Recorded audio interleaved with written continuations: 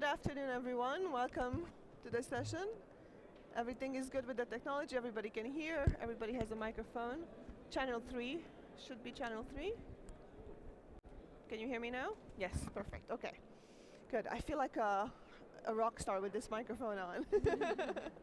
So, hello everyone. Welcome to this business government roundtable. That looks like a panel, but it will be a roundtable.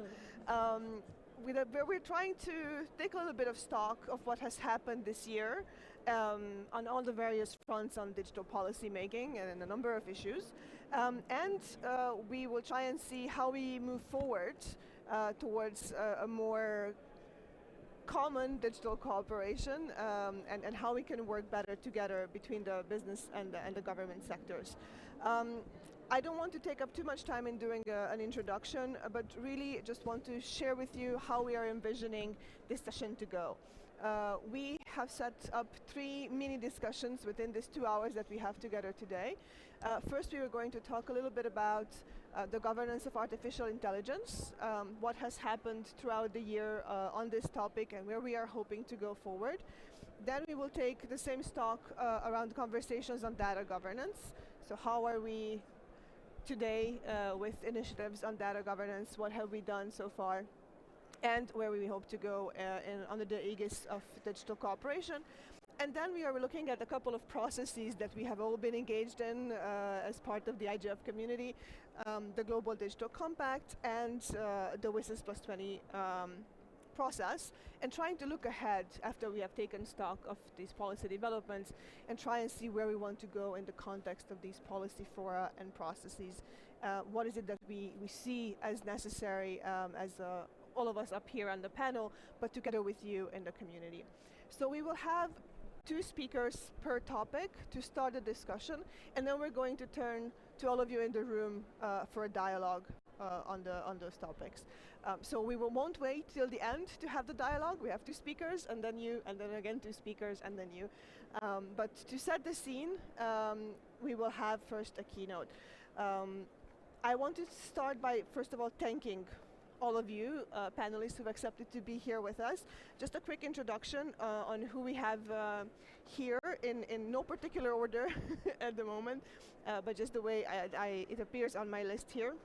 We have Ms. Flavia Alves, who's Director and Head of International Institutions and Relations at Meta.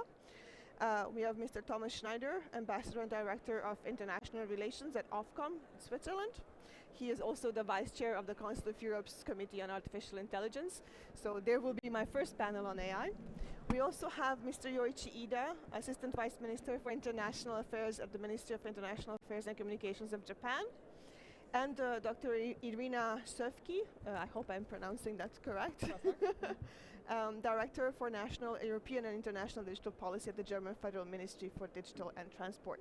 So they will be my second panel on data. And then for the third panel on looking ahead for the WSIS conversations, we will have Ms. Larissa Galazza,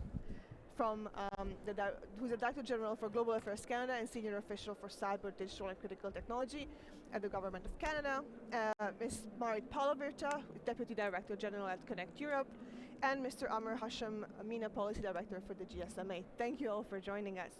To kick us off, we also have the Honorary Chairwoman of ICC to give a quick keynote and a few thoughts on where we are and where we're hoping to go. So Maria Fernanda, please. Thank you very much. Timea, just nod your head if you can listen to me, please. Okay, thank you. Let me start with a few quick words about the International Chamber of Commerce.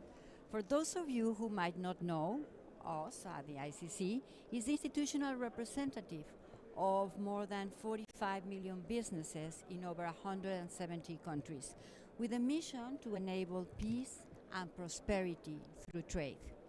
We deeply believe in the notion that a world based in rules benefits business and society.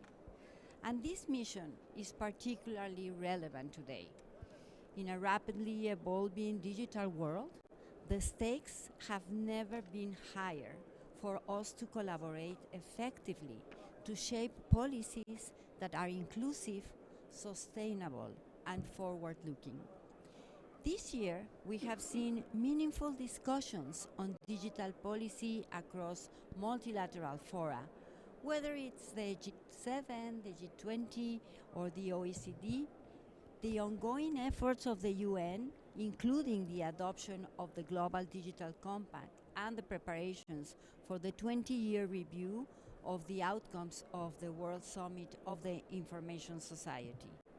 These discussions addressed a number of pressing issues, from digital divides and cybersecurity to the governance of data, AI, and our digital world in general. Yet these discussions are happening against the backdrop of a crisis in multilateralism.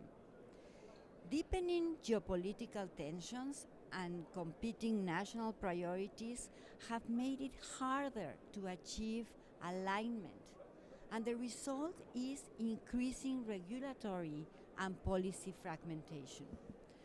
For business, this fragmentation creates uncertainty, disrupts cross-border digital trade, increases compliance costs, and stifles innovation.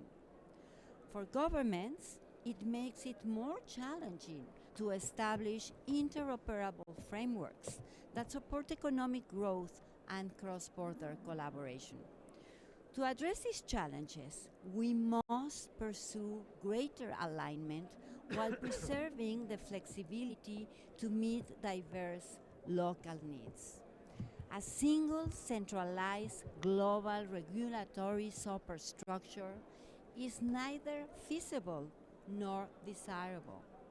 Instead, we should build on the strengths of expert organizations and forums, allowing them to contribute within their mandates while fostering collaboration across sectors and regions.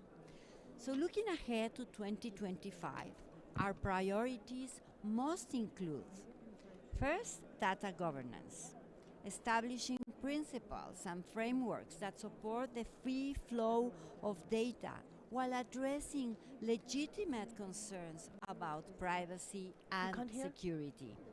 Second, AI governance, developing balanced policies that enable innovation while addressing societal risks and ensuring equitable benefits, especially for underserved regions. And third, the internet governance, reinforcing the principles of an open, interoperable, and inclusive internet. So at the heart of this effort must be the multi-stakeholder approach that offers a model that brings together governments, businesses, civil society, academia, and technical experts to develop policies that are pragmatic, inclusive, and effective. The IGF is the embodiment of this approach. It is not a decision-making body, but it is invaluable in its ability to bring together all stakeholders to share knowledge and expertise, ensuring interoperable policy approaches that meet the diverse needs of everyone, everywhere. So looking ahead to the implementation of the Global Digital Compact and the WISES Plus 20 review, we must follow through on the promise made 20 years ago to make the multi-stakeholder model the rule and not the exception. It is how we address the policy and regulatory frameworks around the internet and the digital technologies more broadly. So to move forward, we need to ensure that the voices of all stakeholders are heard and are valued. Business has a critical role to play, not just in implementing the policies, but in shaping them through expertise and practical experience. Today, I encourage us to have an honest, focused discussion in the true IGF fashion about how we can align our priorities, reduce regulatory fragmentation, and prepare for WISES plus 20 in a way that strengthens digital governance for the next decade. So thank you all for your engagement and committing to these issues. Back to you, Timea. Thank you, Maria Fernanda. I hope that everybody could hear you. Just trying to check with the panelists that everybody's okay with the microphones and everybody's okay with the headsets. Okay, thank you so much, Maria Fernanda, for leading us into this discussion. So on this imperative of talking openly and really in true IGF fashion, why don't we jump in right into our first panel. As I said, we will be starting with artificial intelligence and try and take a little bit of stock of the current state of play in global AI governance, trying to identify some commonalities on where the initiatives that we are all aware of, but also trying to see if there are any barriers that we still need to surmount in the implementation. So to kick us off, I'm going to turn first to Thomas Schneider, and I'm going to ask you to wear two hats in this conversation. First of all, talk a little bit about the opportunities and challenges you see in operationalizing AI governance, and then maybe share a few words of the work that you've done at the CAI in the Council of Europe. Yes, thank you, and I hope you can hear me. Okay, thank you very much, Timea. Before I go into more detail, one thing that helped me understand or get a vision on the concept of AI governance is to note that AI is not the first disruptive technology that mankind has learned to seize opportunities and minimize risks. And there's a number of parallels that can be drawn with the way that we actually managed engines, combustion, but also other engines, because engine-driven machines in the 19th century started to replace physical human and actually animal labor through putting engines into machines that were either used to move something from A to B or were used to automate production of goods or of food. And there are lots of parallels with the digital revolution of today, where we use AI systems to replace not physical labor, but cognitive labor, mainly also in two ways: to either process or generate content, or to analyze data and prepare, take decisions. In both cases, the risks and impacts of the technology are very much context-based. And if we try to figure out how to govern AI, I think it may be worth to look at how we more or less manage to govern engines in different areas of their use. And if we look at engines, that of course we are aware that there's no single engine convention, no one engine law that regulates all aspects of the use of engine. In fact, there are thousands of technical norms, of legal norms, and also of social cultural norms that differ from culture to culture in how to manage risks. And in that case of engines used in different contexts. And there's areas where we have quite advanced harmonization internationally. If you take the airline industry, of course, to land an airplane is the same on every airport in the world. But if you take cars, even in Europe, people drive on different sides of the road and so on and so forth. But there's some level of interoperability so that the Brit is also able to drive in Switzerland, although we are driving on the other side of the road. And I think the same is already happening in the field of AI. We also have standardization institutions in the technical field, ISO, IEC, ITU, IEEE, but then also institutions like NIST and US and CENELEC in Europe that are working on technical standards. We have a lot of legal instruments, binding and non-binding ones, starting from the UNESCO recommendation, the OECD, and the Council of Europe has already done some work before this binding instrument, and others have contributed to a number of legal instruments. And we will also have differences in how, in a particular society, you deal with risks, or who you trust to actually cope with the risk, whether you task the government of doing something or whether you take it in your own hands.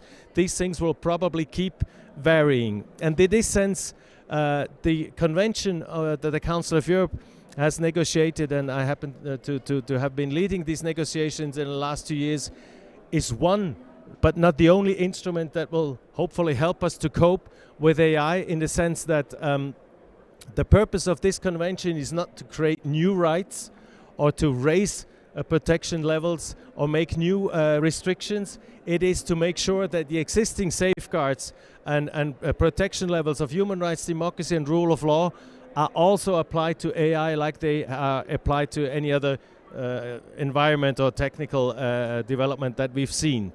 And it is important also to note that the instrument is meant to secure these rights and freedoms, but not to, but at the same time to be conducive to innovation, so not to disadvantage those that are part of this structure compared to others that may not be. Because we think that there is a mutual interest from the industry, from consumers, from the state, that we have a certain level of trust and clarity and rules that allow us to move on, allow us to be innovative, but be more or less be able to assess risks and impacts and deal with them in a reasonable and appropriate way.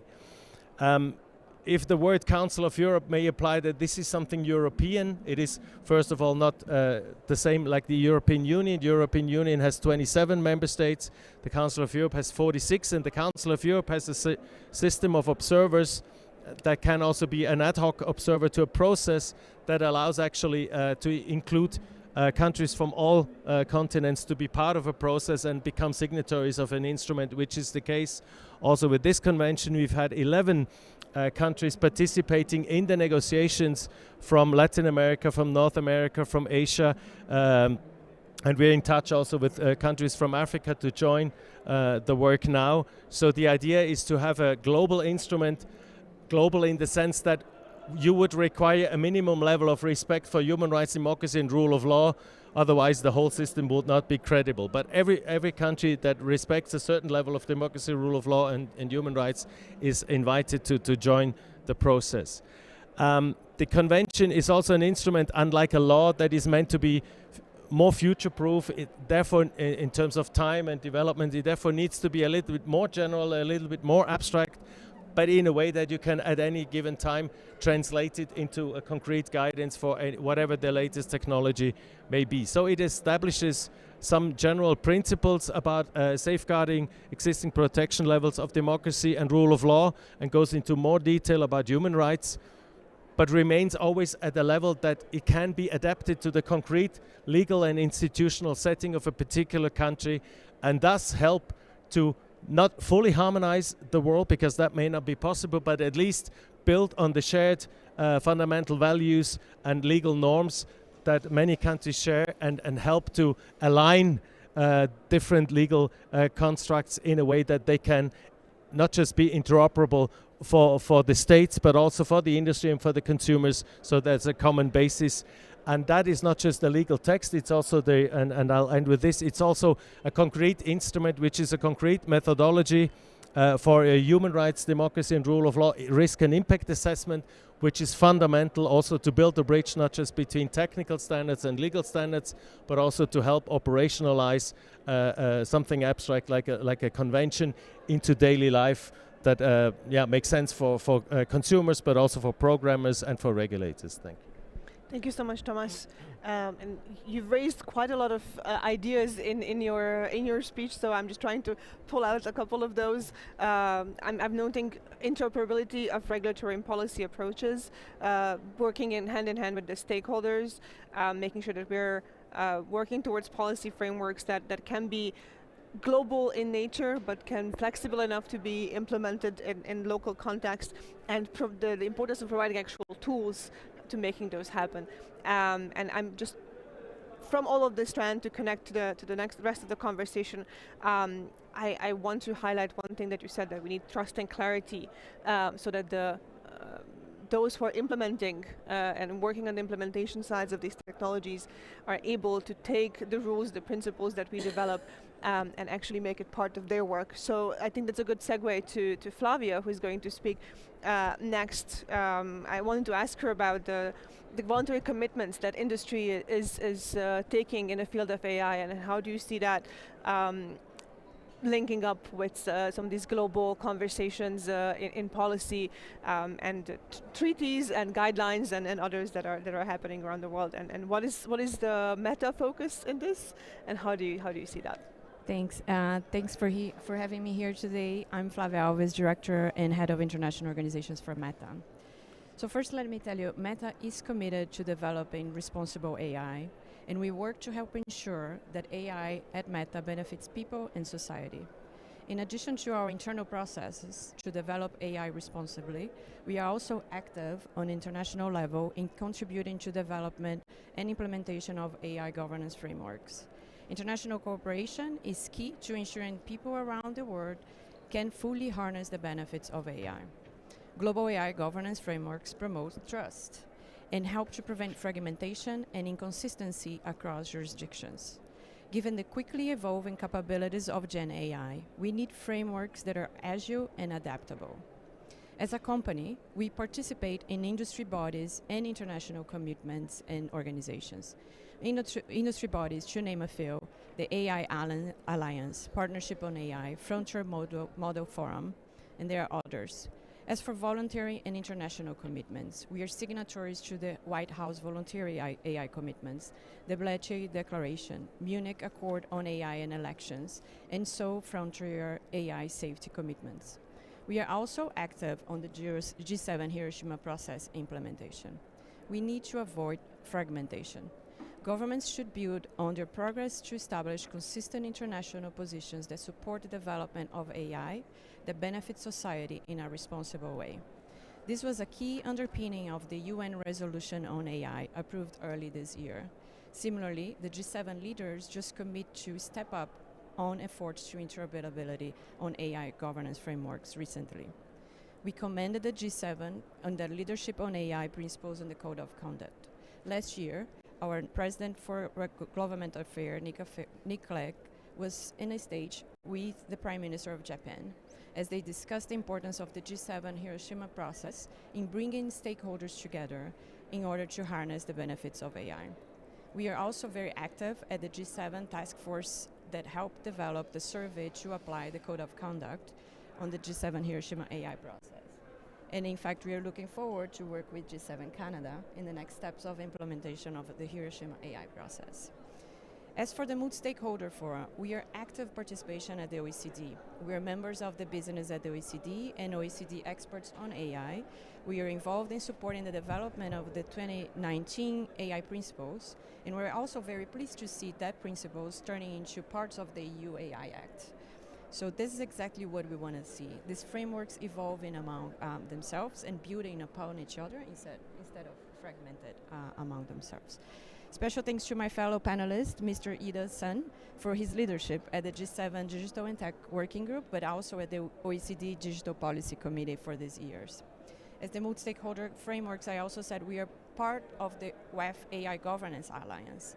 So there's no response one fits to all. We are part of all of these different efforts. There is also the global effort from the UN. We participate at the UN Global Digital Compact and are looking forward on the implementation of that. We are also very pleased to see the outcomes of the work of the UN High-Level Advisory Body on AI. The report they issued was excellent, particularly on the governance frameworks calls. We are now looking for how to participate on the Independent International Scientific Panel on AI on the Global Forum on AI. Okay. Can you hear me? Yes. Okay. So now is one part that we are looking into see in all of this framework. It's the open approach to AI development. Through all of these initiatives, one aspect of governance that is crucial and very important for us is the promotion of open source AI models. Open source AI has real potential to serve as an equalizer, providing access to the world's most advanced models at a global scale. We favor this approach because in many contexts we believe it is the right thing to do. It drives innovation. It creates better, safer products that everyone can benefit from. We also believe open source will be the key to unlocking the potential for AI across developing nations. Open source has several strategic benefits. It's good for Meta.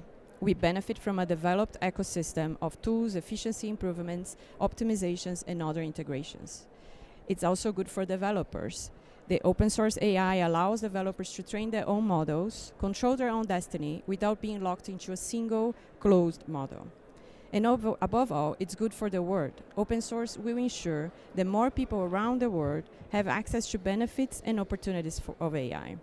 The power isn't concentrated in a small number of companies, and then the technology can be deployed more evenly and safely across society.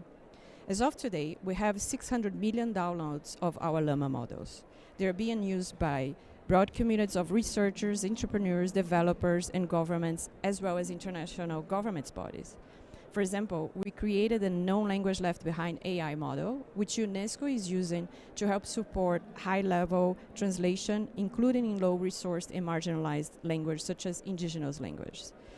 As we converge around frameworks, it is critical that they support an open approach to development of AI, that those frameworks are interoperable and non-duplicative, and then they enable advancements in Gen AI to deliver on their potential, also advancing progress to the SDGs. Thank you so much, Flavia, for that. So with these two introductory statements, both from the government and the industry side, I would like to turn first to the panelists to see if there's any reaction statements, and then to those of you on the floor, if you might have questions or reaction statements to what we heard. Ida-san from the panel, I think you were called out a couple of times, both in name and also at the work of Japan. What Okay, thank you very much. My name is Yoichi Ida, Assistant Vice Minister from the Japanese Ministry of Internal Affairs and Communications, and I have been working as committee chair at OECD for digital policy making, and also last year I worked as chair of G7 working group as well as Hiroshima AI process working group. So. Having listened to the previous two wonderful speakers, I want to pick up 3 points from the progresses and development over the last 2 or 3 years in AI governance. The first thing is, as frequently mentioned, G7 has been discussing AI governance very actively. We agreed on Hiroshima process code of conduct last year, and this year under Italian presidency we are discussing the monitoring mechanism and also the brand for the companies and the organizations who implement the code of conduct. And we have a lot of support from OECD Secretariat, and we are almost agreeing on the monitoring mechanism and the brand. But it takes a little bit time, but I hope we will put the Hiroshima process code of conduct together with the monitoring mechanism into actions and invite the private sector players to announce their commitment to those instruments early next year. Of course, this is my personal hope, but I believe G7 could move quickly, continuously quickly to get together. And this year, under Brazilian presidency, G20 discussed AI for development. I believe this is a very important aspect of AI governance, because we always talk about AI governance to leave no one behind, and developing countries, people in the marginal communities should not be left behind, of course, and AI for development is a very important notion. And for one of the efforts to implement this notion into action is second element of my presentation, which is Hiroshima Process Friends Group. Hiroshima Process Friends Group is still a kind of Japanese government initiative, but also with a lot of support from other G7 member countries. And this group now covers more than 50 countries, including all EU members. And we cover a lot from Asia, Africa, and Latin America. And we are still actively increasing the number of the members. And we often hear a lot of voices from those countries that they are very much welcoming these opportunities because they have less opportunities to listen to the discussions on international AI governance, and they have less opportunities to be involved. So we need to provide those such opportunities to countries and communities and people in marginal communities, and we need to realize the multi-stakeholder approach in AI governance discussion too. So this is the second element and the second development through the year. And also the third one is the global partnership on AI and OECD AI community. Those two communities are integrated into one body. So global partnership on AI was launched under I'm not quite sure, maybe Canadian presidency or US presidency of G7, and now it has 29 membership. And OECD AI community is often called IGO, and they have been very active on discussing AI principles. These two communities were integrated into one body, and they are now covering not only the discussion on AI governance, but also some promotion of on-the-ground project to promote deployment and good use of AI in the society and the economy. So I believe this development is very important to how they demonstrate the effective AI governance discussion together with some practical materialization or realization of such principles and taught into actions and practical measures in the society and the community for people to benefit from the AI usage. So these three developments are very important together with some other developments such as Council of Europe Convention and as mentioned by two previous speakers, the fragmentation is very, very risky, and we need to promote interoperability or consistency across different frameworks, and that is what we need to address next year. Thank you very much. Thank you, Ida-san. I see there's a comment from the floor here. Okay. Can we get a microphone here to the lady, please? A microphone.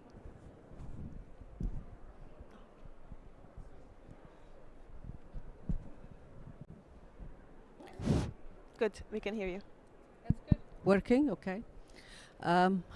Okay, thank you for having me here. My name is Maha Abdel Nasser. I'm member of the parliament from Egypt. When we are talking about AI and we don't want to leave anyone behind, it sounds like a dream. It's as if we are in utopia, but we are not. I'm afraid that there is a great concern about the data used for the AI. Mostly, Yeah, I think exactly, it's but, not for 2 weeks diversified. There is no diversification, enough diversification for the data. Even for the sampling, there is sampling bias. There is Oh, you can't speak. representation bias. Even there is algorithm bias. And I don't think that it is really happening that we are governing AI in the way that will not leave anybody behind. We are leaving a lot of people behind, and we are not representing the complete set of people. If we talk about them like sets or data sets, this is not what is happening from my point of view, and from whom I'm representing, the people from Egypt, for instance. They don't feel that they are well represented. They feel that the platforms are biased. They feel that they have to go around to express their opinions. And this is all is somehow handled using AI. So I have a great concern about that. Thank you. Thank you for that question and that reflection. I think it's going to be a good segue then to our next conversation on data, because, and then if we would have another one, it would have to be on connectivity, and if we had another one, it had to be on electricity. So it starts, I think, very, very deep back the representation from the very beginning of where those divides are and how we bridge them. But I think the spirit that we hear is that we do want to bridge them, and we need to find the right partnerships on where we start closing those gaps, and how can we make sure that we go as far up now, where we are at the end of the development spectrum with Gen AI, but who knows tomorrow, and then there comes quantum and other things. But I think this commitment that we see here, that I've heard also on the panel of wanting to work together, is the first step there. Would anybody from the panel like to react any further to that? Please, we can have a microphone here. Thanks. I think it's a really good comment. And I would say a couple of things, at the risk of taking away from my main speaking segment. I think that there is a willingness, I've seen in my last few months on this job, a willingness to a different kind of partnership when it comes to AI, and AI for good and AI for development and all those things. But I'm not sure that simply pointing at the algorithms and saying they're not good enough, or they're biased, or the data being used is not representative. I think the partnership requires someone to say, hey, we've got data sets in our country. Can you help us put them together? Can you help us make them usable? We want to we would like to support an initiative that uses our local language. We would like to work with you. So I think that when you hear those of us in countries that are funding and doing what we can to try to bridge the divide, and we're talking about nobody left behind wouldn't be the language that I use, but it's for the common good, that we're looking for partners who say yes. And we've got language, and we've got models, and we've got skills, and we've got data sets. We need compute, or we need someone to do some translation for us, or whatever it is that's required. That's the kind of partnership that certainly Canada is going to be looking for as we head into our G7 presidency. Thank you for that. Are there any other comments from the floor, or is there anybody online who would like to talk? If not, then I'm just going to give the microphone back for 1 minute each to Thomas and then to Flavia, to close off this segment, and then we'll move into our data discussion, which I hope will be as exciting as this one was. Thank you. I'll just also react to the parliamentarian from Egypt. I think it is important that we not just align or make these different initiatives and instruments interoperable, but they also help to provide for solutions for the ones that are not yet part or in the center. Is it not? So I'll take both. So okay. So then it's stereo. So I think, and I also invite you to come and join the Council of Europe work. This is the normative legal part of it. The HUD area is supposed to help all countries to do risk and impact assessment. And of course, the data component is an important one. If there's no data about your people, then the algorithm is of no use, even if so I think there's several aspects to this, and discussions like these are good to raise the awareness of what are the elements, where have we made progress, where do we need more progress, what is priority. So thanks very much for this. Let's see if we can hear you with that microphone, Flavio. Yeah, take the one that's the one. Thank you. Can you hear me? Yes. Yes. So first, I think one thing I want to make clear is that our project Known Language Left Behind is about translation.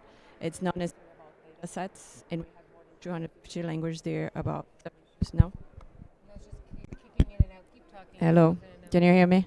Yeah. How about here? Can you hear me? No. All right. Sorry, guys, I have 30 seconds. With regard to data sets, we agree with you. That's why we also have an open source model that can actually increment as we speak. We have partnered with the Gates Foundation and have funding projects in Africa specific for Kenya, Nigeria, and South Africa. And I agree with the delegate of Canada said that we need to your input come to us to see what type of data sets we work in, which, etc. There are several projects that we are working out there for that. I will stop here because it seems that it's not working. If we can take a two-minute break now and try and see if we can find a microphone that works for the panel. Can we try that one then? Okay, so these two we can I think give back to you and try the third one. Maybe third time's the charm. Hello. Yeah. Yes. Okay. Yes, it works for now. So yes, please let's. That's what we want. We want to work together. That's why it's an open source approach with stakeholders, researchers, and developers, countries, governments, international governments, that we can help develop AI that is particularly open source, that is an equalizer. We want to make sure open source AI or AI gets to everyone, and that we don't get in the same breach that we had before with connectivity, where people were left behind. Of course, we need connectivity to get to AI, but at this time, we want to advance the breach if possible. So back to you. Thank you so much, Flavia. And yeah, I think that it's, as I said before, it's a good segue into our next discussion, which we're going to talk a little bit about what we have done. They can hear me with this one, I think. So this one is okay. Yeah, okay. So what we have done as a global community this year to try and advance a little bit the conversations on data governance, and what are the challenges that we faced, where can we still go, or where we need to work more to expand on this, and what can we do to make sure that our approach to data governance yeah. Yes, I'm very sorry that we don't have the best solution, but these things that don't work. Yes, exactly. Maybe that is a new development in technology that we can use for this. But we'll bear through this.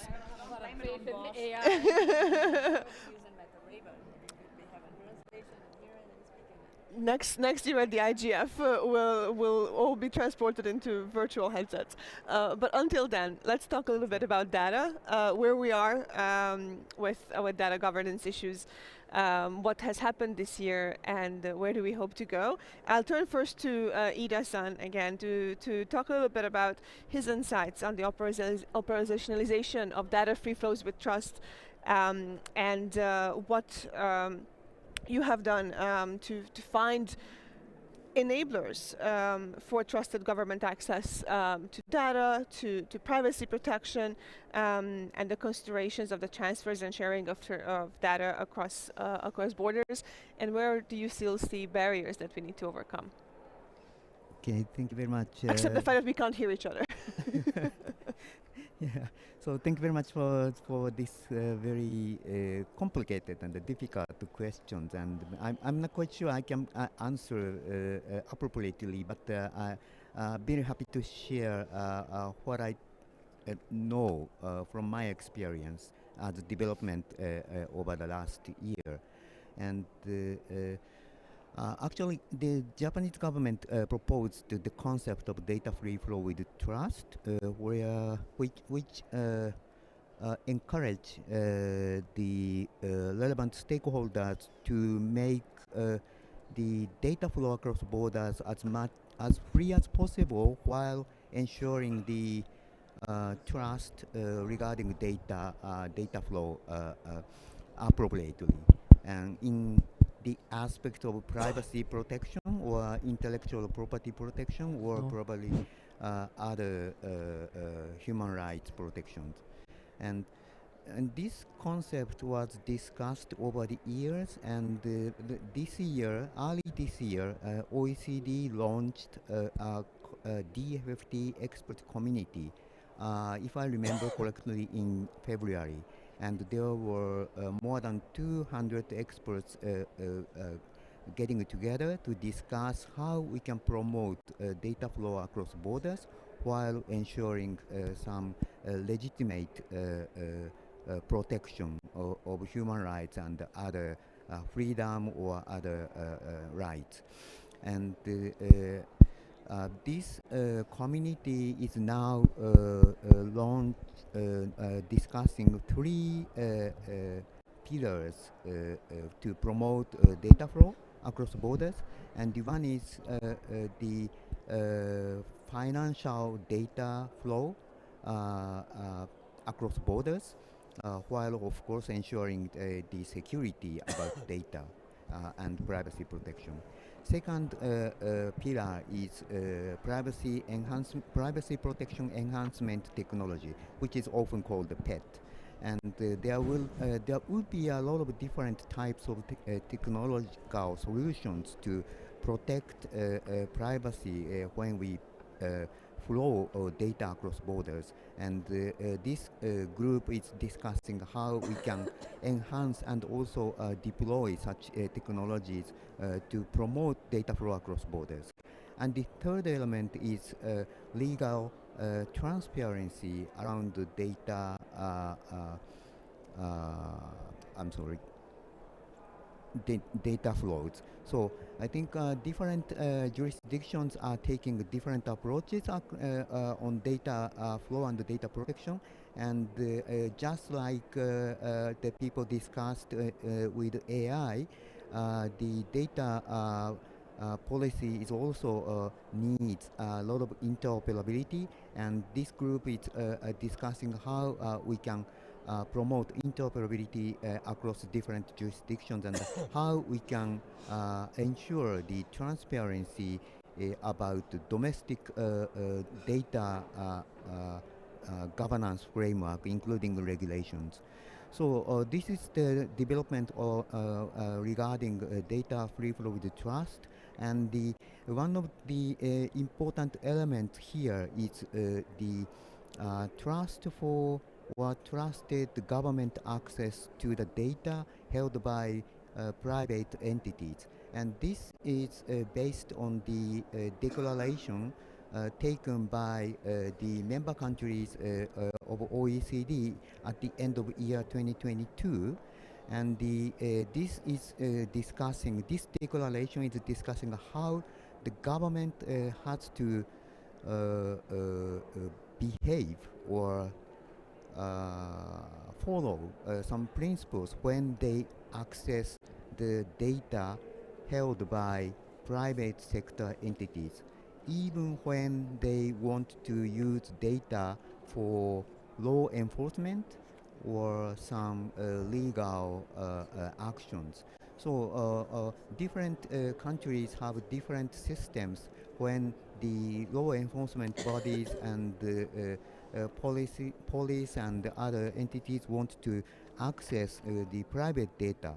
And we discussed what are the kind of common elements here, and what are the gaps here. So this group is also now discussing what would be the next element. And one of the element is, this is just the agreement among only 38 member countries of OECD, and now they are trying to approach the countries outside OECD to understand what the OECD members are commonly following, and what would be the potential gaps or potential commonalities with the countries outside the group, and probably try to find the global commonality and consistency about the government access to private sector data. And from the similar perspective, OECD also took a recommendation on data sharing and data access. And this recommendation is also now being discussed to enhance the practical implementation of this recommendation into action. So quite a lot of approaches are taken now, and the main point is again the interoperability between different jurisdictions, while we protect the common universal, kind of universal, I'm not quite sure we can say universal, but commonly held principles across different countries and different communities, different cultures around the world. So there is a kind of presumption that data should be used and to produce the as much benefit as possible and for the people, for the common good.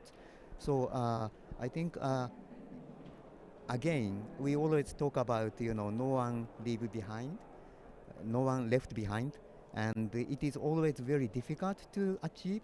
But the continuous, endless effort is very important, and we never forget about this concept, no one left behind. So that is what I can share at this moment, and look forward to further discussion. Thank you very much. Thank you, Ida-san. So two things that I pick up from your input, which is I think very similar to what we've heard in the AI conversation, is the need for interoperability of our approaches to policy and to regulations, and the need to avoid fragmented approaches, in the spirit of wanting to make sure that, first of all, we create an environment where all stakeholders and businesses have the certainty and the reliability of where we're going forward, but also to make sure that everybody is well represented and is part not just of the services themselves, but also of the governance conversations around it. So I'm going to turn to Marit now from Connect Europe, and that is actually going to preface a little bit of I think what you are going to bring in, because I hope you will tell us a little bit about how the European approach is to this, but also how industry in Europe sees the conversation on data governance developing. The floor is yours. Super. Thank you very much. Thank you very much, Timea. I hope you can hear me loud and clear. So just for those of you who don't know Connect Europe, we are a trade association based in Brussels, and our members are the leading European telecommunication operators. And just to give you an idea, so our members today serve about 270 million Europeans with different types of connectivity services. And now you might be asking yourself, well, what is this lady doing here in the data session? She should be in the connectivity session. But of course, there is a very close link between connectivity and content. So the data travels in the networks that our members are running. And also very importantly, the provision of connectivity services and network services of European operators rely on cross-border cooperation with various different third parties, so whether it be vendors or partners or other types of service providers. And to make things even more complex, cloud and cloud computing has certainly brought another aspect into the data governance, in that data in between the networks, of course, then is stored and processed in the cloud. And here, if you look at the ecosystem of the industry, we have specialized cloud service providers, but also then operators increasingly involved in the cloud business, in edge cloud, etc. So there's a kind of interdependence between the different players, and of course it's very important that we have a data governance model and hopefully some level of interoperability to make sure that costs, especially costs for the operators and different parties, are kept intact, etc. Now, I'll talk a little bit about the approach in Europe quite briefly. I think that Europe has been leading in the data protection in many ways, because data privacy and protection is something that both our policymakers but also citizens hold very dear. And I think we have quite a robust vision and also policy framework within Europe. And then now more recent, we also start to have a data framework that goes beyond Europe, so looking at the third-party relations. But just to look at within Europe first, so we of course have our GDPR, the General Data Protection Regulation for personal data. And I believe that this is quite well known also globally. And we consider this as really being the baseline and the basic rules for data in Europe. And while the GDPR is not perfect, I mean, we do consider it as a, let's say, good example, globally speaking.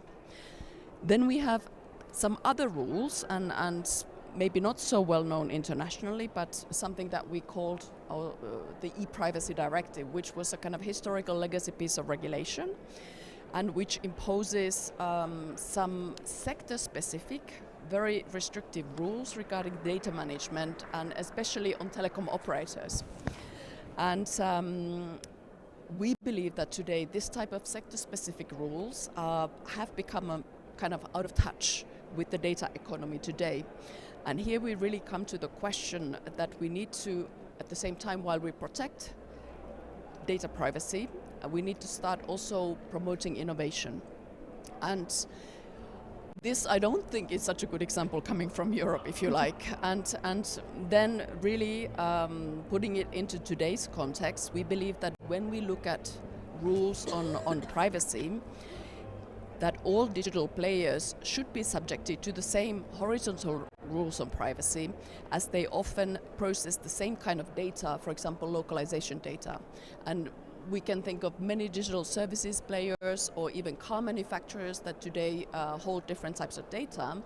And so we believe that really a horizontal solution would be the most effective one. And hopefully this would also, if you like, level a little bit or reduce the fragmentation in terms of data governance frameworks. And then we have, more recently, we have some new rules on cross-border data, and especially when it comes to cross-border government access to data in the shape of the Data Act that was adopted earlier this year. And there we have some rules which, for example, require cloud and other data processing services to prevent third country governmental access and transfer of industrial data held in the EU. If such a transfer or access is illegal under the EU or other member states' law. And this, of course, well, it complements the GDPR in many ways, and we have welcomed it as European telecom operators, as it provides some level of legal certainty to our members. On an enabling side, we have, of course, and the European Union has concluded various free data flow agreements. I think also with the US, which is a major one. And from the industry side, I mean, we believe that these agreements are very welcome, and they bring more data legal clarity and also safeguards for businesses and citizens. And I think that, you know, as a final point from Europe, it is also very important to note that it's not only about policy frameworks or regulation. It is also about technical solutions and interoperability. And we, for example, in a slightly kind of, let's say, marginal context, but there's also ongoing work in the EU to work on some common cybersecurity certification schemes, which can be seen as you know, helping to limit foreign government access to EU data and help thus securing EU data. Now, going to your question about risks of fragmentation, Timea, I think that our common goal still is to preserve the global and open and interoperable internet, and especially also at the technical standards and protocols level. And maybe just I would like to mention here, I mean, there are many risks, as we have already heard, but mention two examples that certainly have come up in some ways in the EU context lately. One is the evolving global connectivity infrastructure and the connectivity ecosystem that carry our data traffic and store our data. And I already mentioned the cloud, but for example, today we talk a lot about submarine cables and satellite becoming really part of the connectivity ecosystem. And I think that, you know, and our members are also involved in these activities, but we need to then also consider about not only the technical interoperability, but also the legal certainty of carrying our data through the new and the evolved connectivity value chain. And also, of course, it's a question of resilience. Now, we're not here asking for regulation on this. We're just hoping that when we look at this data governance framework, that we have a kind of holistic look on these things. The second thing, if I may, it is on data sovereignty, and this is a text, you know, kind of an example that has come up quite a lot. And we see this also in the EU context. So, of course, different parts of the world, they have the legitimacy to try and protect their own businesses and citizens with different kinds of data governance regimes, if you like.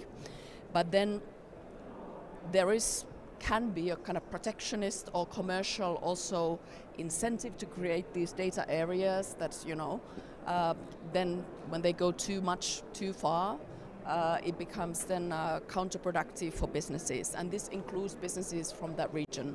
So, of course, if everybody starts looking at things too much from the home perspective, then businesses will face increased costs and also legal complexity. So here we would be, calling for a balancing act, while, of course, in the European context, the privacy and data protection is a very important thing. So, very briefly to conclude, the way forward. So we believe that innovation, of course, and global digital commerce are important, and they need also to be protected, but it needs to be very clearly in balance with the rights and values, and in the European context especially with data protection and privacy. And we believe from the operator side that this is best achieved through horizontal, so not sector specific policy framework that are also flexible, future-proof ideally, although this is a challenge for all policymakers, and we are not, of course, jealous of their role, and more importantly also technologically neutral. So I would maybe stop my initial remarks there. Thank you. Thank you so much, Marit. And then, so the conversation that we've had on AI and highlighting the need for interoperability, I think we can add to that a little bit more from your remarks and Ida-san's remarks, the needs for a more holistic approach, so that we look at the various sectors and see not just sectors of the economy, but also the sectors of regulation that we have. Sometimes regulation in one area might impact the regulation in other, and we are not realizing those impacts. And then, of course, the need to harmonize across regions, and as Maria Fana, she had to leave unfortunately for another speaking engagement. As she was emphasizing in her opening remarks, is to try and reinstate the trust in global cooperation and multilateral cooperation as well. Otherwise, we will get into too much of an inward-looking situation where it's not going to be good for what we want to achieve. That we were talking just earlier about including everyone in the data conversation. So with that, are there any comments or questions from the floor regarding the data segment of our panel? Anybody would like to say anything? Can we please get a microphone to the lady? No, thank you. Well, thank you. I'm sorry, I will try to be quick. It's just about the data flow across borders. We have a problem of data flow inside the country, so I don't think that it will be possible to have data flow across borders while we are fighting to get a legislation for the free flow of data and information inside, not just in Egypt. I think in several countries in Europe and the Asia and other places. So it's a little bit very high goal to achieve. But thank you, of course. Please, so there's a... Thank you very much, Madam. We are doing a roundtable, even if we're another round of roundtable, so thank you for that. Please go ahead. I heard your concern. You finished my concerns. I share these concerns. I think that the concern of Madam Abdel Nasser wasn't addressed because she was speaking about intended bias of data and algorithm. You responded saying about not completed data or capacity to develop algorithm. So the concern is there, and I commend Europe for their effort for data protection. It is a very important issue that we all have to take into consideration. Of course, we need the free flow of data across border, but how to do? This is the issue. This is the issue that you have to address. We have to find a way to allow for data flow and to ensure that the data are not used not legitimately, if you want. Thank you. Would there be any reactions to this statement? Please, we go to Bertrand and then we go back to the panel. Do you hear me? Okay, so I'm Bertrand de la Chapelle. I'm the Chief Vision Officer of the DataSphere Initiative. Two quick remarks. The first one is that the whole debate about data flows needs to take into account a technical evolution, which is that we are not in the phase anymore when we transfer the databases to somebody else across the frontiers or so. What we're sharing is the right to access. And if I take an example, for instance, of a particular application, which is a privacy enhancing technique like federated learning, you actually don't transfer data at all. You send the model to somebody who has the data, you train the model on the data, and then you bring back the weight. So you have technically not transferred data across borders, but you transfer the weights. So I think it's important in the debate about free flow of data with trust, and I think it's an important element to look at those techniques, all the APIs, all the homomorphic encryption and things like that, that change a little bit the landscape. The second thing, very quickly, is that we know that a lot of data localization legislations are justified, rightly or wrongly, by the problem of access to electronic evidence in criminal investigations. And I'm really surprised that in this whole series of discussions about free flow of data, people mention the question of access to information by law enforcement, and there is very little mention of the e-evidence regulation in Europe that has been adopted last year, which is a huge piece of legislation that was extremely difficult to develop. There's the Cloud Act in the US, and every single country is confronted with the question of, are we going to develop our own national legislation to address the question of accessing electronic evidence across borders? It is a difficult question, but I think as long as we don't address this question straight ahead, we will still have a major incentive for data localizations, and in many regards for bad reasons, but also for justifiable arguments. So electronic evidence is an important factor, and establishing due process in that regard is an important element as well. Thank you, Bertrand. So I see no more questions from the floor, so I'm going to turn to the panel and see, of course, those who spoke on data, but if others have views on this. To address, we've had a question about making sure that we truly leave no one behind with when we process data and we talk about data governance. We had a question around whether we are talking about data transfer or the access transfer, and how do we deal with electronic evidence in the sphere of data. Anybody would like to venture to answer those questions? Okay, so thank you for volunteering. No, I'm not quite sure I have the proper answers to those questions, but actually one of the things the gentleman mentioned, when we talk about data free flow with trust, this is a kind of very conceptual level of discussion, and this is talking about the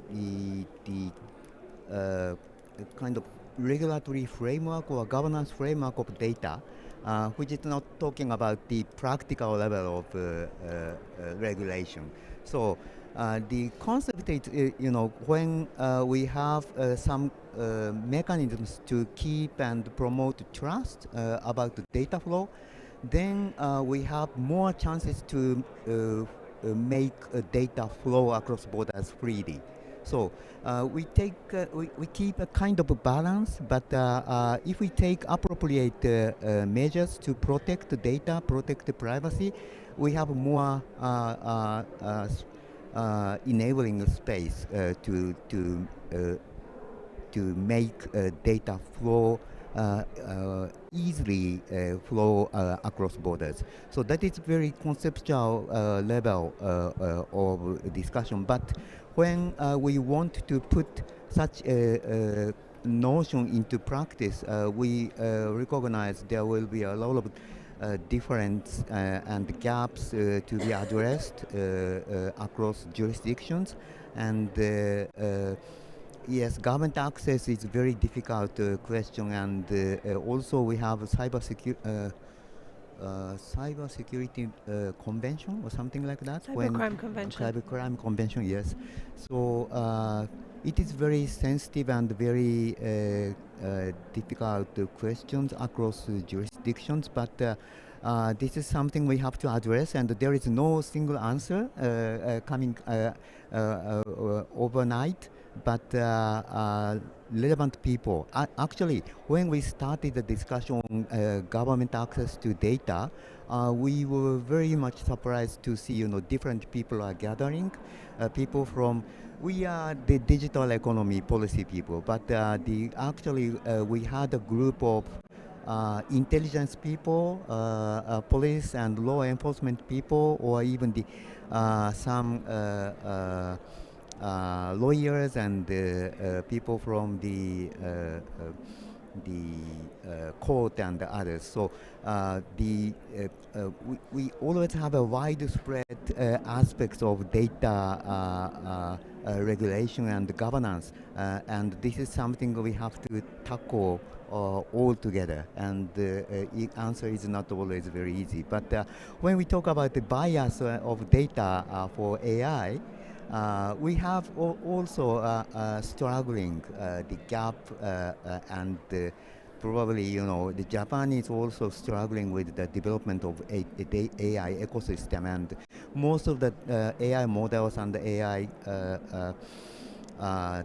technologies are based on English, and Japanese is very small language. So now we are trying to develop multi-language models using different kind of marginal, some small scale languages together, and we are working with different partners from Asia and other regions to develop our own language models to reflect different differences in not only in languages but also in cultures, which is very important when we talk about develop language models. So we share a lot of difficulties and the challenges together, and we hope we need to tackle. We hope we tackle these challenges all together, not only by the government but across different communities. Thank you very much. If I may maybe address a little bit the question of Bertrand on the e-evidence, or let's say more generally the obligations, the regulatory obligations that, for example, operators have vis-à-vis law enforcement. I mean, it's a very tricky topic. It's from, if we're looking at it kind of purely from a data economy perspective without any societal responsibility, of course it is a cost to operators. It complicates things. I mean, recently we discussed the legal intercept obligations within Europe, and an operator from one of the bigger European countries said that it costs them 15 million a year just to comply with the legal intercept obligation. So it is not nothing. It is a big responsibility and obligation. But at the same time, for the society to work well and to put the criminals into jail and to all this, of course, this then is maybe necessary. But from the data governance and how do you fit it into the framework, of course, that's not an easy task, and from our side, I mean, we wouldn't want to go, of course, judging the rightfulness or the wrongfulness of it. For the moment, it is the way it is. So, thank you. Thank you for that. I see that we have no comments online, and I don't see any hands up in the room, so I think we can move on to our last segment from the data conversation.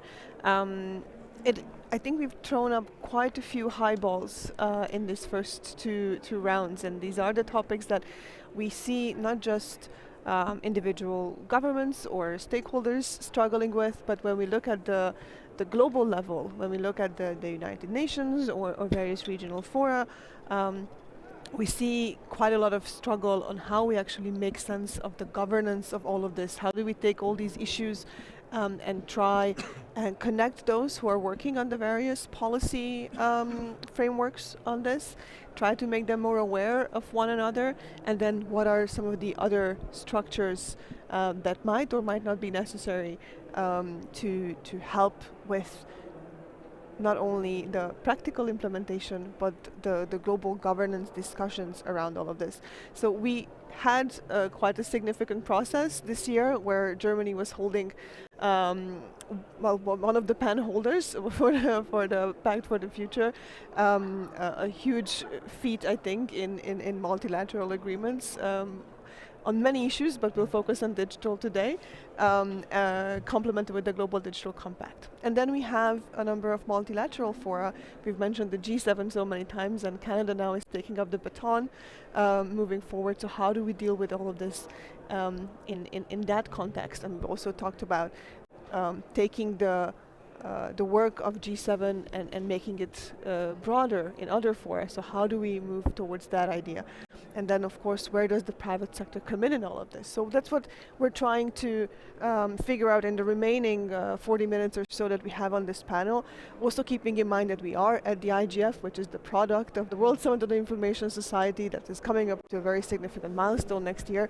So in this context, I'm just going to ask first Irina to take a little bit of stock of what has happened this year with the Pact of the Future and the Global Digital Compact, and how do we move into moving all these discussions ahead, both in the GDC context, but also looking ahead to the WSS 20. So over to you, Irina. Thank you very much. Indeed, internet governance is very important to us.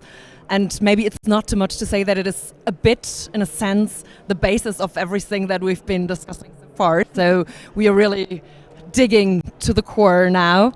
And it's important decisions have been taken. Others are still about to be taken. And I think a lot is at stake. I mean, the internet as we know it is working incredibly well also through the pandemic.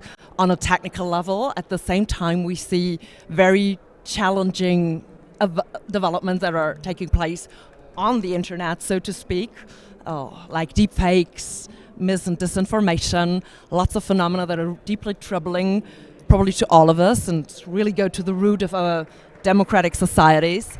So, all this makes clear that we need internet governance also in the future, and maybe it's not only internet governance but digital governance, but I know that an entire academic debate could turn around this question, so maybe I leave that out for the moment. But indeed, it's very important, and what I have to say is that for us, at the core of internet governance really is multi-stakeholder conversation, multi-stakeholder collaboration, and the IGF is really the prime example to show how this is done, as we can experience here during the day already and in the coming days still. And this is also, this is really the key for us, and really the basis that everything else is turning around. And we really think that we need, on the one hand, to protect it, because I think it's not given that internet governance in a multi-stakeholder way is going forward. And on the other hand, I think it is also necessary to develop it further, because it would be, nobody would believe me if I said it's already perfect in every single way and we can't fix anything and we can't develop it further in any regard.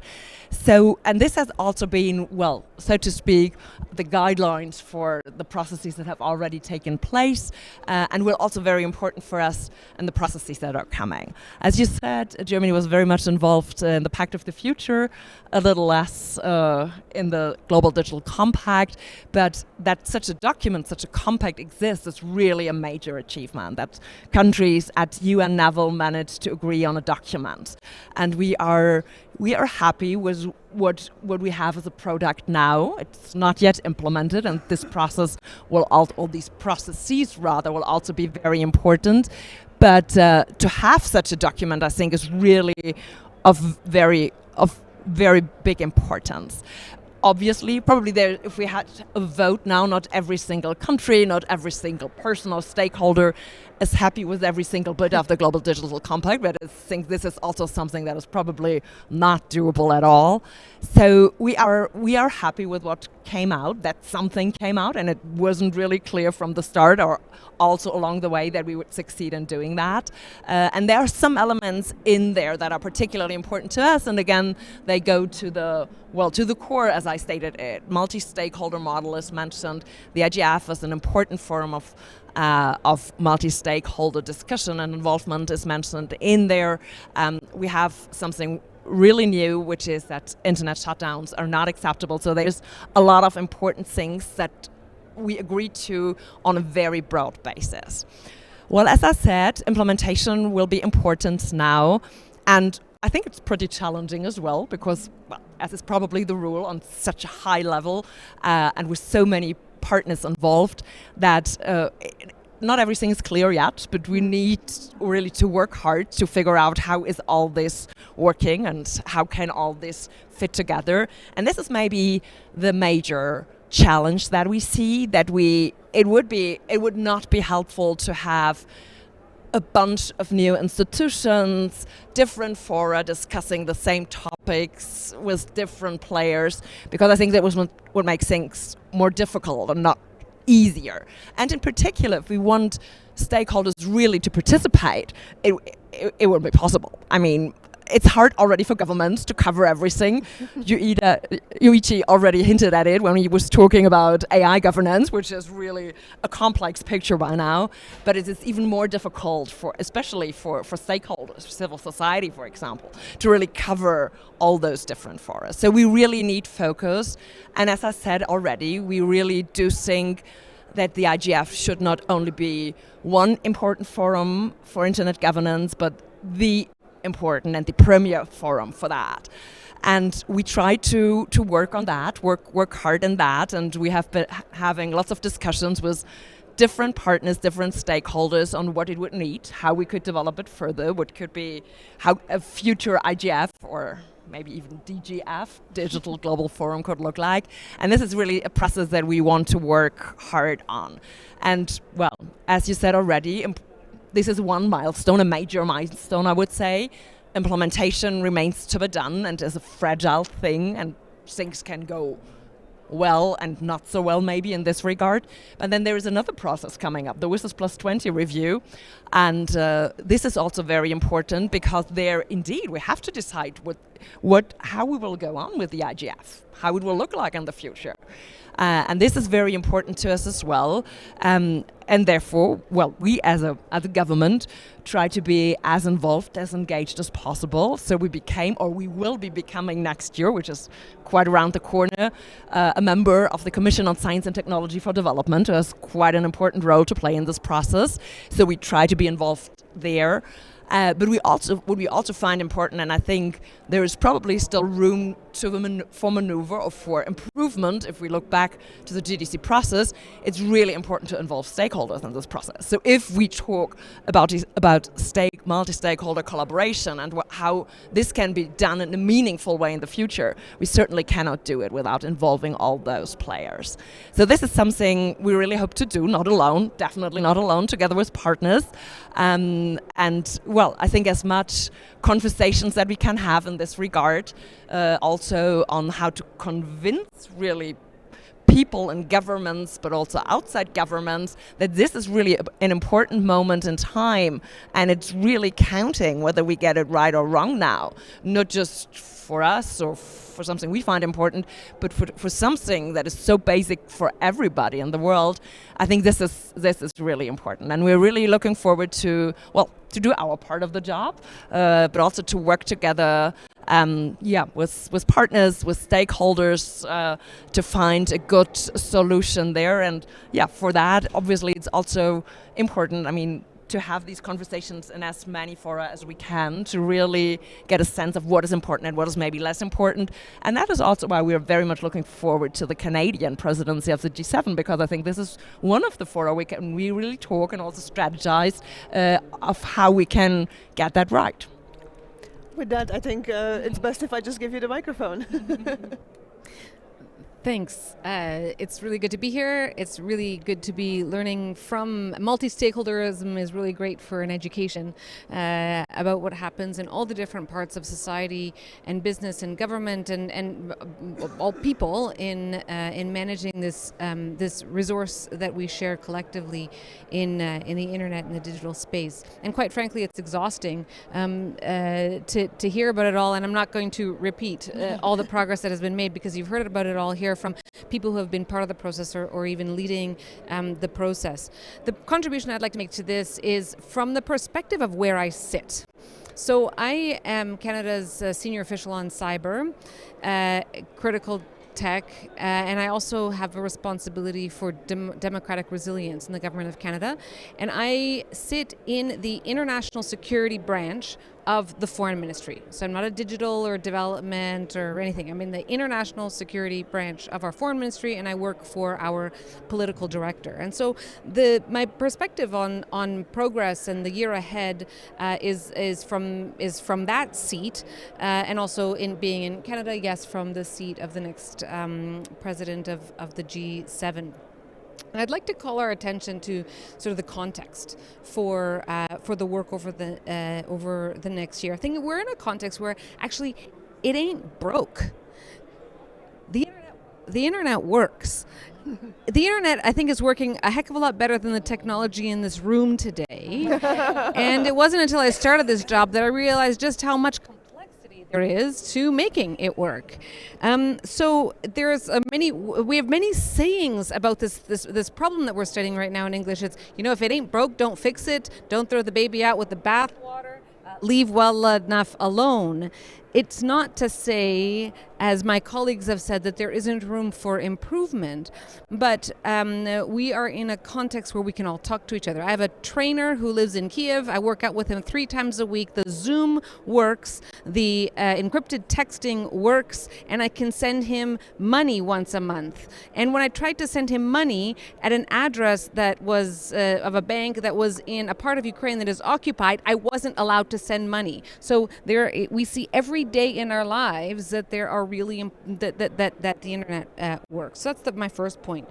The second thing that has struck me is the extent to which geopolitical strategic competition is playing out in this sphere, and it's playing out at the most strategic levels, and it's playing out at the most practical levels. And what I'm very heartened to hear is actually when it comes to the practical, it works. This is an area where there is still trust. This is an area where countries that have very different ideas about how this universe should work still managed to cooperate because it's at that very practical level that we see what the benefit of the current system that we have is to all of us. We feel the benefits, but we also must pay attention. The third bit of context is that there's real urgency to this work. Like, there's serious urgency to it. Why? Because the technology isn't waiting for us to figure it out. It's not waiting for our policy frameworks or for our legislative frameworks or for us to figure out how we're going to do things together. The technology is actually dual-use technology. And as Thomas said, we've done this before, but never, I don't think, have we had the speed of the evolution of a dual-use technology. So it is imperative for us to deal with technology like AI. And thirdly, as the opening speaker said, we are living a crisis of the multilateral system. And over the next year, the multilateral system needs to figure out some of these questions. And whether that system breaks or survives will be borne out in these discussions. The last thing is that there's a real, even in something as hard-edged as the international security world, there's a real recognition that what we're talking about is a global public good that must be shared. That our security, the stability of the world is not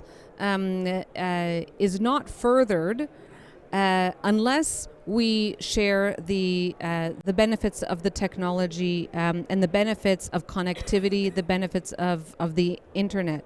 And so ensuring participation of the global majority at all governance tables is really important, and certainly doing development differently with the tools, the new tools we have is the only option that we have. So the year ahead has lots of opportunities. Yes, Canada will continue to focus on AI in particular, and we really thank the Japanese and the Italians for making significant progress and working tirelessly in that urgent way that the subject matter demands. WSIS plus 20, you all know it better than I do what's at stake there. There's another IGF. Then there's the definition of how we're going to implement the GDC commitments on AI, the scientific panel and the global dialogue. How those are defined, form will define function, and so this is a real opportunity. Going and in all of that, Canada will be active in because of the urgency of the situation. We will uphold fervently multi-stakeholderism. We will look to do things that advance the SDGs. We will advocate for transparency in all of these processes, and we will do it because we recognize that trust is absolutely critical. Trust between every aspect of the puzzle that sits on this stage, trust with our citizens, trust between different parts of the world. And I will just conclude by saying this: the next year is really an inflection point. There is an awful lot going on. It's going to test our resolve. It'll make or break some of the governance that we have that has done very well, and I think it's going to be a year where that geopolitical strategic competition continues to play itself out, and managing the pace of change, managing the urgency, the demands, and the commitments will continue to be exhausting. But we've done it before. We'll just keep doing it again. Thank you so much, Larissa, for that. I'm going to ask you to please pass the microphone to the end of the road. Thank you so much. Thank you. And, all good? Thank you. And I know that I'm the last speaker, so I will not take much of time, especially that I'm an engineer. So as an engineer, we usually don't manage to get so many words to speak about, but we like to talk in numbers. So just to share with you some kind of numbers that about the mobile industry that I am representing in this gathering, that currently 96% of the world population is covered by mobile coverage and mobile broadband coverage. Actually, 4.6 billion people, almost 57% of the global population, access the internet primarily through mobile broadband. And I believe that this percentage of 57% will go even higher when we are talking about developing countries where mobile coverage is much wider and much more reachable and affordable to people compared to fiber connectivity and other means for internet access. Yet we are facing a challenge that the original WSIS document reflects the time that it was written in the early days of the information society.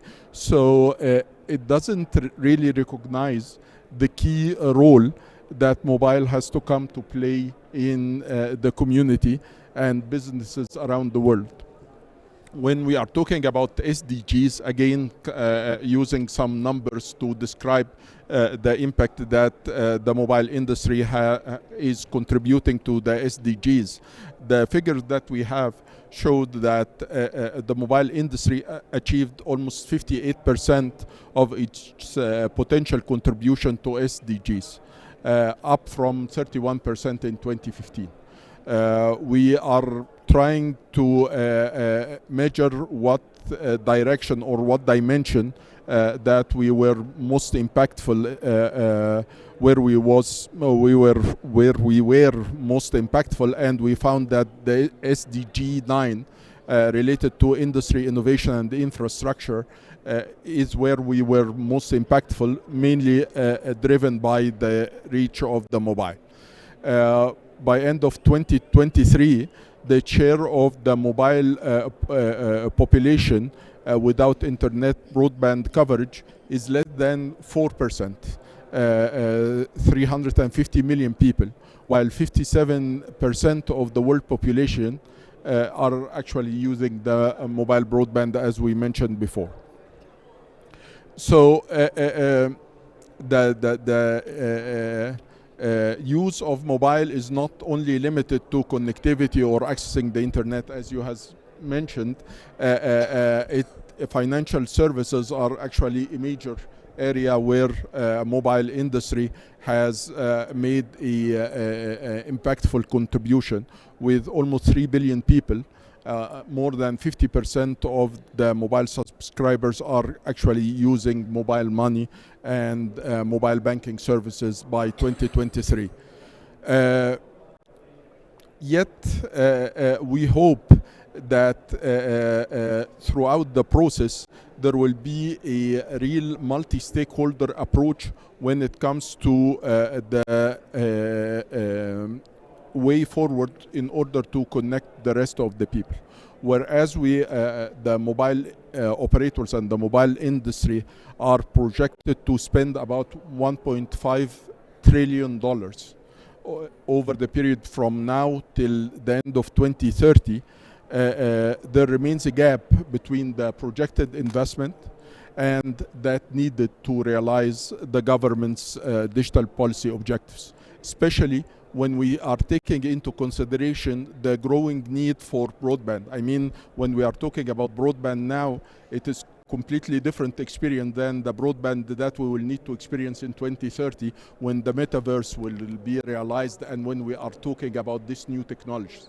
So in order to realize these technologies, we need to think about new means for financing this connectivity and for creating an environment that will enable that. And we hope that the review of the WSIS Plus 20 will recognize this and will encourage governments and other stakeholders to contribute to this investment gap that we are witnessing and we are trying to bridge in order to really leave nobody behind.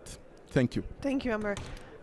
So we've had 3 speakers talk about taking stock of the actual governance conversations that happened this year and looking ahead for WSIS Plus 20. So what I've noted here as you were talking is a couple of takeaways of how we look ahead and what is it that we would like to see done. So of course you've all talked about more cooperation, less new structures but better coordination of what is already out there. You have talked about the importance of informed policy making and the need to have stakeholders contribute to that.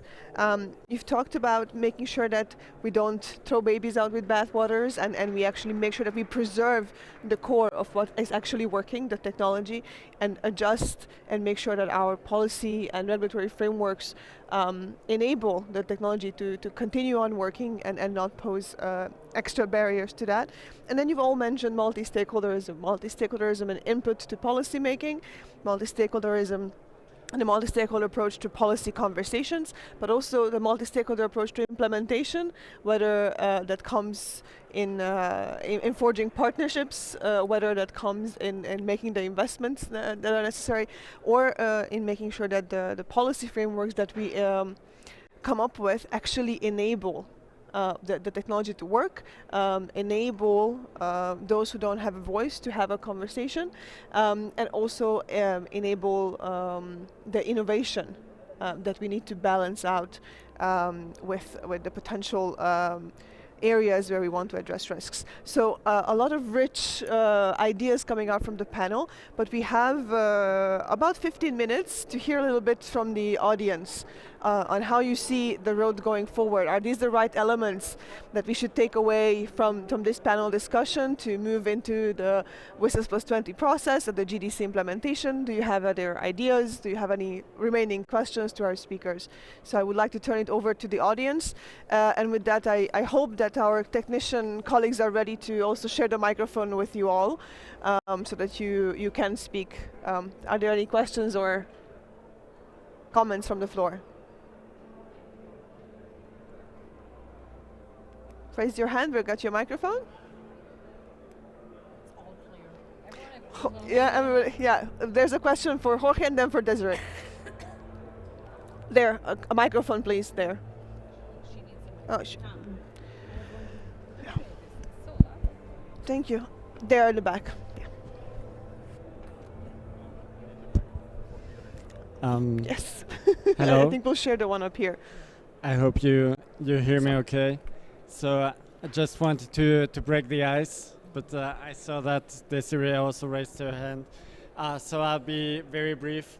I think it would be really great, well, Jorge Cancio, Swiss government, to pass a very clear message coming from this IGF. And I think we've been hearing it in your panel.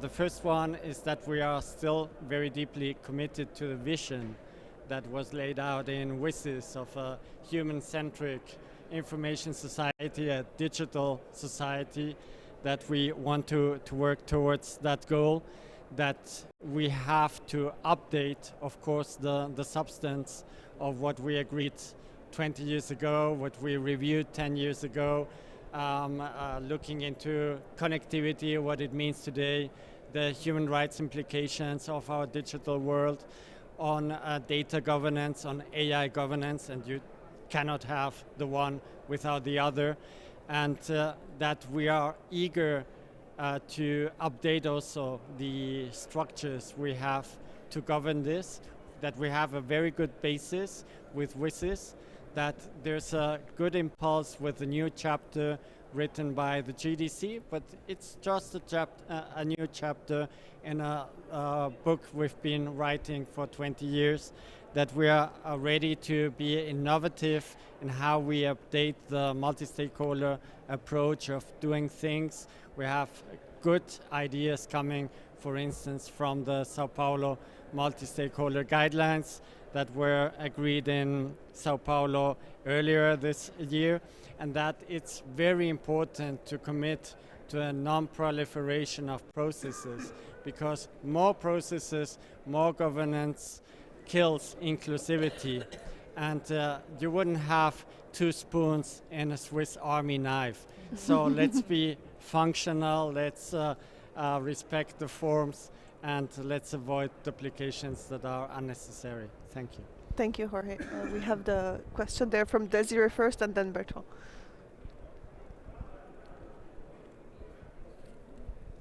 Thank you. Name is Desiree Milosevic Evans. I listened to the takeaways of what's been discussed, and I think much of what you've suggested seems like a common sense. But also looking forward in terms of reviewing the WSIS action lines, bearing in mind that a lot of good things are already in the document laid out in the Tunis agenda and the Geneva Plan of Action. What does the panel think about gender as an issue? Was it there in 2003 and 2005? because we're talking about inclusivity and digital inclusion. And I wonder whether that's something that the panel thinks should also be an issue to be discussed. The WSIS lines are good, and we'll see how much the progress is done. But I think I single out that particular issue. Thank you. Thank you, Desiree. Bertrand, just behind you. Hi, Bertrand de la Chapelle again. There's a lot of issues that are going to be addressed in 2025 in the context of the WSIS plus 20 and many other aspects. I like very much the comment about it's going to be an inflection point, and I hope it will be an inflection point. We are taking stock of 20 years, and some of us have been here for those 20 years. I have the bag of the first IGF of 2006, which is a testimony of the sustainability approach that they adopted, by the way. Kudos to Marcus Kummer. That's a private joke for those of you who were there. But more seriously, among all those issues, there is one topic that I think is of particular importance, which is what is going to be the future of the IGF. Not only just the continuation, but how do we improve it, restructure it? Isn't it time to have a serious discussion, maybe a little bit like the working group on internet governance back in 2004, to have a dedicated effort, not just a series of reports, some of which were very good, but let's be honest, most of them have been filed the moment they were signed. Having a group that could, after the WSIS plus 20 review, discuss seriously what is the new mandate for the IGF, what is the new structure, what is the institutional arrangement that will be set in place. We know, and I finish with this, that there will be no agreement from the start by all governments. And therefore, I think that there is a particular role for the governments who have hosted the IGF, who have made the effort to host the IGF. And that includes Japan, that includes Germany, that includes Switzerland, and to the countries who will be in presidency of different groups, and that includes Canada for the G7, to put their weight behind an effort that could take place at the IGF in Norway in the middle of the year, to send a clear message to the drafters of the resolution in the UN General Assembly that there needs to be a paragraph that says it is time to have a serious discussion on the new mandate. And we will have 2026 to really discuss this in a multi-stakeholder manner, and not just a discussion in New York among the governments. I think it's an important element in the agenda. It doesn't exclude all the different other topics, but I'm just taking the opportunity of having a few key governments here on the panel to raise the idea. Thank you, Bertrand. Jacques, please, and then we'll go back to the panel.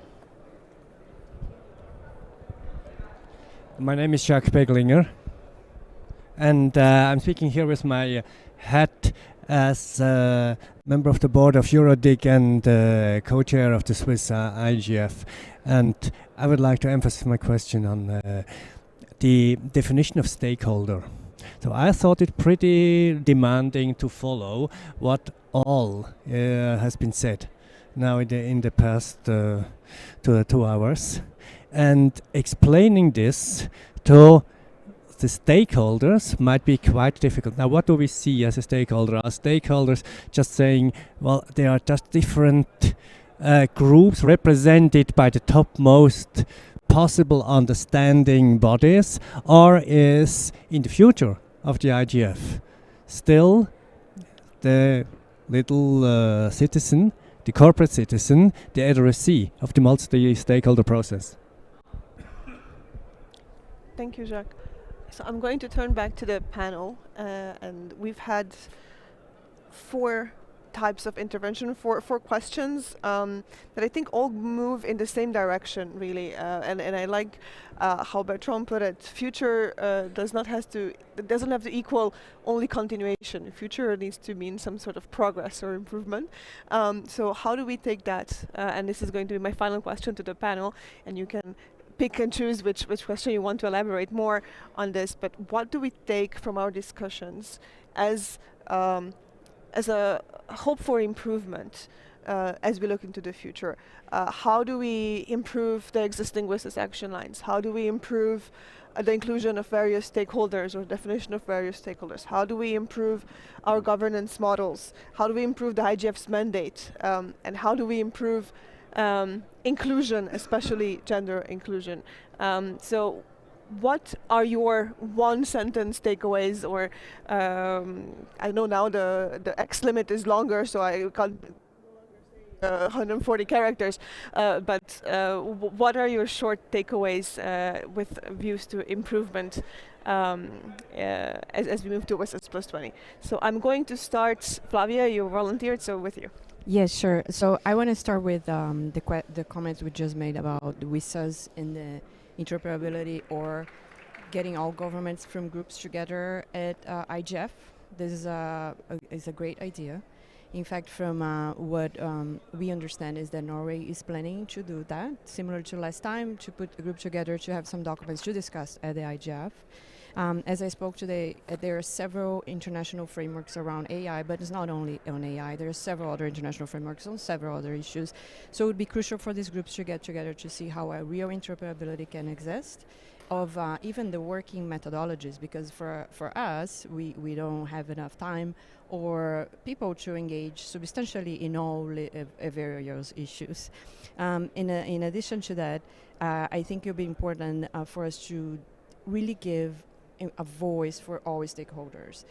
Sometimes having frameworks that you invite only stakeholders to speak and provide an overview over like a session is not necessarily inclusive. We need to give time to all stakeholders to provide comments to what is being proposed and actually have feedback, and then getting all together.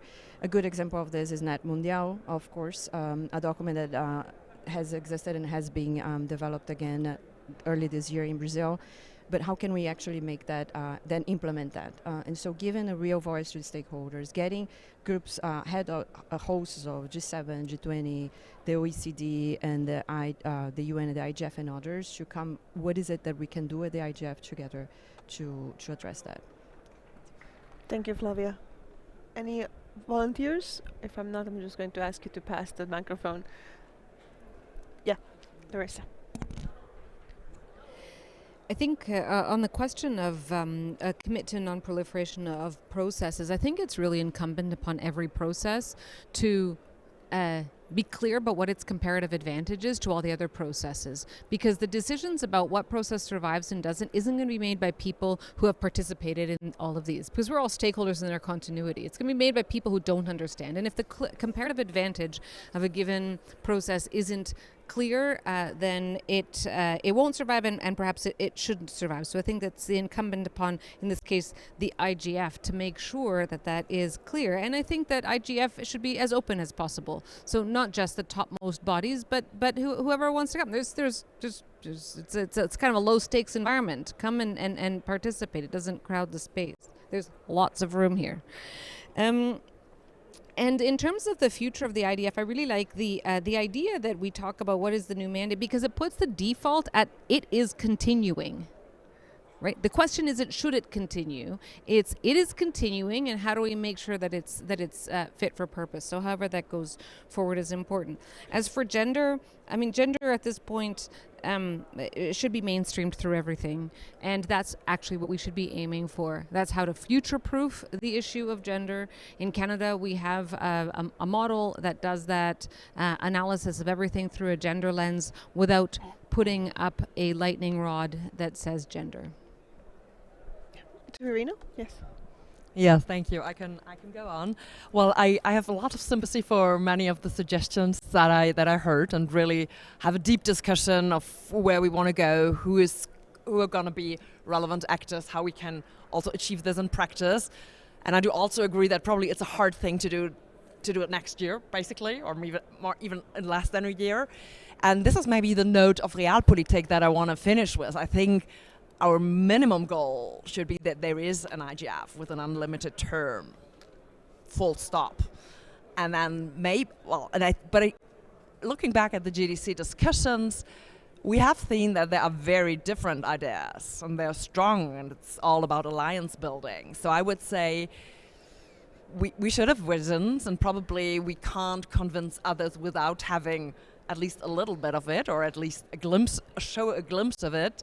But I also think we shouldn't overburden the discussion that we have ahead of us. So I think we should really focus on the core, as I said already, of what we want to achieve. And if the trick is by really having an ongoing process afterwards and really digging into the detail, that would be wonderful. But I really think, especially having followed New York discussions quite closely, I'm indeed a bit worried that things could also turn in quite different directions, and I would want to avoid that. And coming to the conclusion, it's maybe we have to be visionary, but we also have to be tactic in how best to move ahead, to build alliances, to convince partners. And I think I'm not decided on that yet, but I think we really have to think hard to find a good balance on that to really achieve our major goal and continuing and building further this multi-stakeholder world that we do have.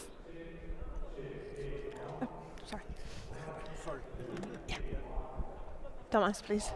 Thank you. First to start with a reply to Jacques. I think, but we thought 20 years ago that the world was complicated and the internet was something complicated. Looking back now, it seems that things then were quite simple. So what I'm trying to say is we have to basically do the margin walk between trying to be inclusive, trying to be specific, at the same time trying to be understandable to an average person, although this is a little bit of an illusion if you're honest, because we don't have 5 billion average persons sitting here. But we have to try and serve different levels of interest and knowledge. To Bertrand's question, I think something that actually struck me again came to my mind this morning. I think it's paragraph 72.g or whatever of the Tunis agenda. One of the key things of the IGF, and no matter what the latest emerging technology is, what we should not change is the IGF's mandate to look into emerging issues on internet and whatever you call it, governance.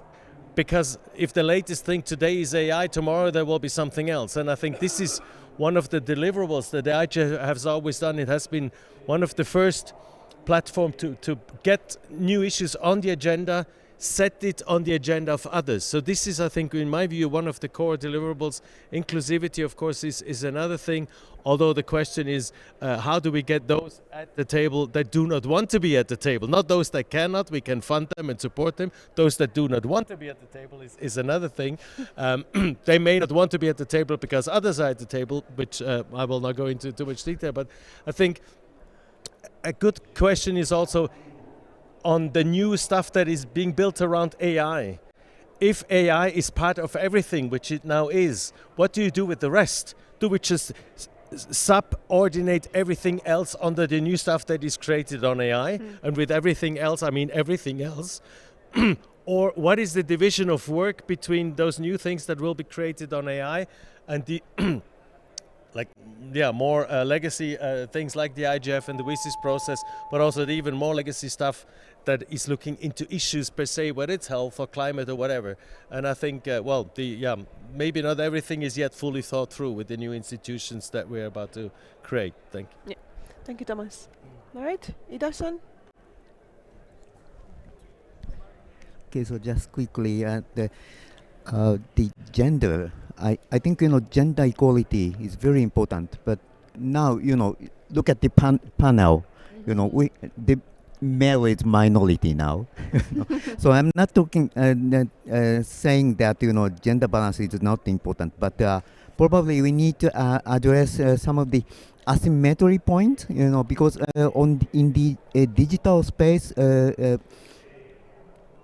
women, girls face different types of risks and challenges rather than males. So we need to address those challenges and risks, and then we may achieve a kind of very equally enabling space for both men and women. That is probably the central issue for in the future discussion on gender balance, gender equality. And comment by Bertrand really struck me. We often talk about the bottom line to keep, protect, and promote IGF, and also protect the multi-stakeholder approach. But we believe that will be the bottom line and minimum level, as Irina said. And of course, we want to achieve more because the condition and situation is very different in digital economy.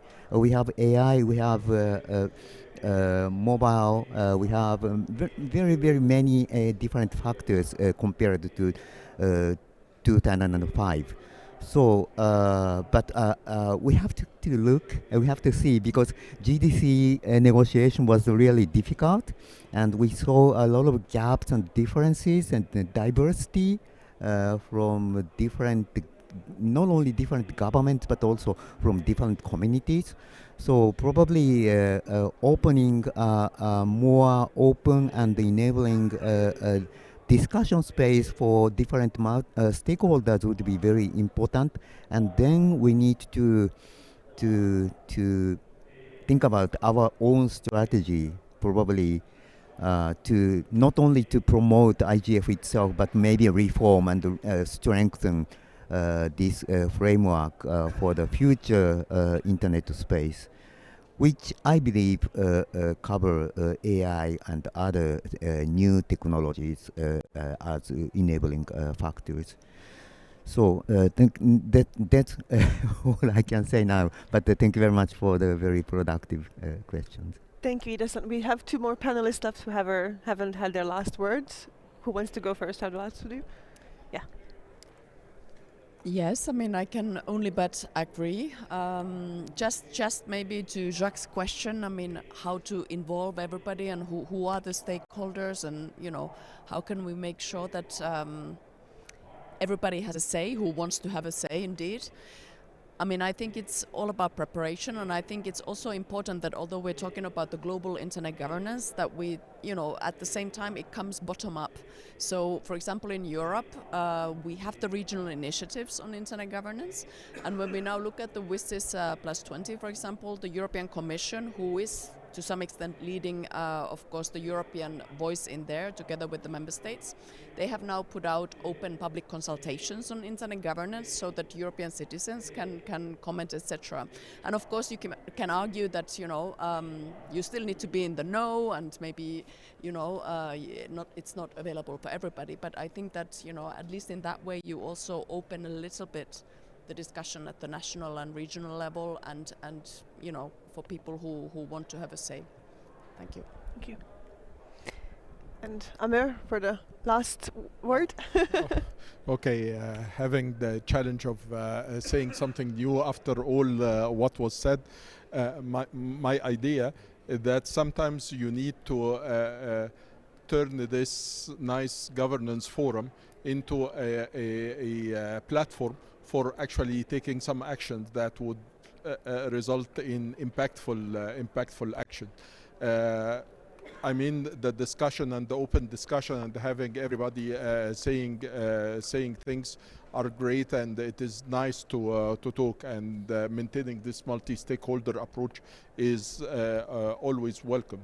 But actually, you might like to start thinking about supporting reforms, supporting people, recognizing the efforts of countries who have done something right, something like that. I hope when you are thinking about the process for the plus 20, to think about it more from a private sector perspective rather than from a government perspective.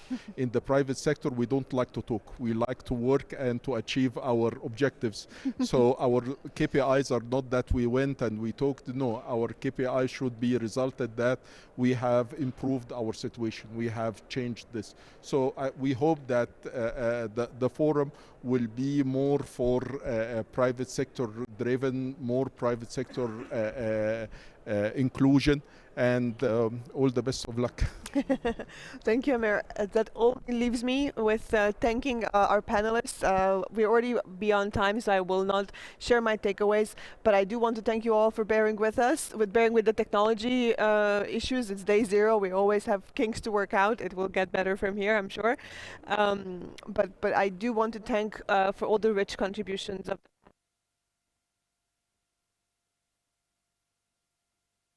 industry and with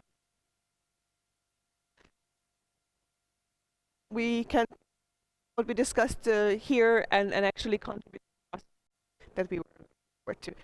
So thank you all, and a big round of applause to all of you. Thank you. Thank you.